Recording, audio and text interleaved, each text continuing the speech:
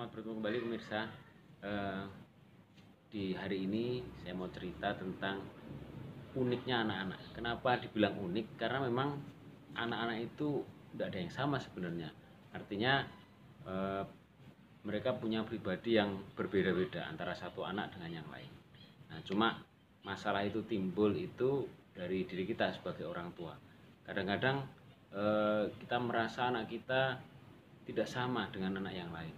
Mungkin waktu kecil si anak tetangga kita atau anak teman kita makannya lahap, anak kita enggak. Kita jadi bingung, kita jadi stres seperti itu kadang-kadang. Nah, berkembang.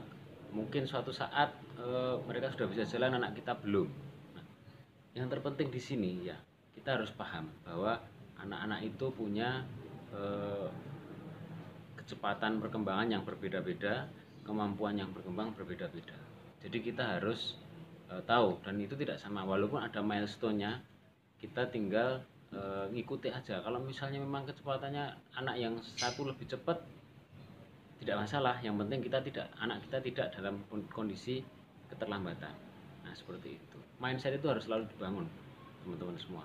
Karena yang terpenting di sini adalah stimulasi, dan kita tahu kapan terjadi gangguan perkembangan.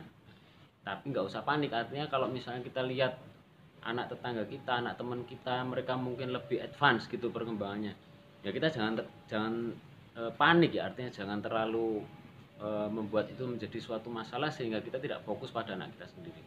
Jadi ya itu kita pakai sebagai acuan, tapi bukan itu sebenarnya, karena kita sebenarnya juga ada di buku yang kemarin saya ceritakan di video sebelumnya, itu ada acuan tentang bagaimana perkembangan anak-anak itu. Nah, kenapa saya tekankan di sini? Karena biar teman-teman semua sebagai orang tua itu bisa menyadari bahwa anak-anak itu punya kekhasan sendiri-sendiri ya. Jadi mereka tidak sama.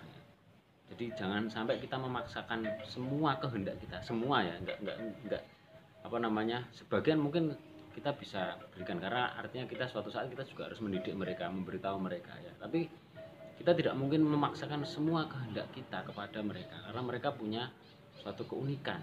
Itu nanti kalau dari kecil kita sudah sering memaksakan, takutnya nanti kebawa terus sampai mereka dewasa. Sebagai contoh gini, misalnya pada saat mereka harus menentukan pilihan masuk mata kuliah apa, atau fakultas apa. Nah, kadang-kadang kita sangat-sangat berperan, artinya kita terlalu berperan, terlalu ya, karena kadang-kadang eh, keinginan anak tidak sama dengan orang tua. Contoh yang paling gampang gini, saya saat ini menjadi dosen part timer di sebuah perguruan tinggi swasta, fakultas kedokteran tentu saja. Mungkin hampir 70 atau 80% di antara mereka, karena saya sering tanya, karena itu cukup menggelitik buat saya, karena memang itu ya mungkin karena sebagai orang tua, saya juga kadang-kadang ya seperti itu, ada perasaan harus anak saya pengen seperti saya gitu ya. Nah, dari mereka itu mungkin 70 atau 80% mahasiswa saya itu yang kebetulan waktu asistensi saya yang membimbing, ya mereka masuk ke fakultas itu karena keinginan orang tua seperti itu. Nah, kalau anak itu bisa mengikuti, itu tidak jadi masalah. Artinya pada suatu saat kita memang anak itu bingung ya, mau daftar apa, terus kita arahkan misalnya masuk ke sebuah fakultas tertentu, itu tidak ada masalah. Kalau akhirnya si anak itu bisa menikmati, bisa mengikuti, itu tidak ada masalah. Yang menjadikan masalah apabila di tengah-tengah perjalanan ternyata tidak sesuai dan bahkan berhenti, kan akhirnya buang waktu. Nah, yang terpenting di sini adalah pahamilah anak kita mulai dari mereka itu kecil, jadi kita bisa ngerti watak-watak mereka gimana dan bagaimana kita harus bersikap ya. Jadi mungkin kita tidak jangan terlalu menuntut banyak pada mereka, karena mereka punya kemampuan sendiri, punya kekhasan sendiri. Itu yang sebagai orang tua yang harus menyadari, karena kalau tidak disadari pada akhirnya menjadikan beban, nggak cuma buat anak, orang tua juga akan mempunyai beban untuk itu. Jadi saran saya, mungkin input atau masukan dari saya, pahamilah sifat-sifat dasar anak-anak Anda, karena dengan memahami kita juga akan bisa mengarahkan dengan baik. Ya.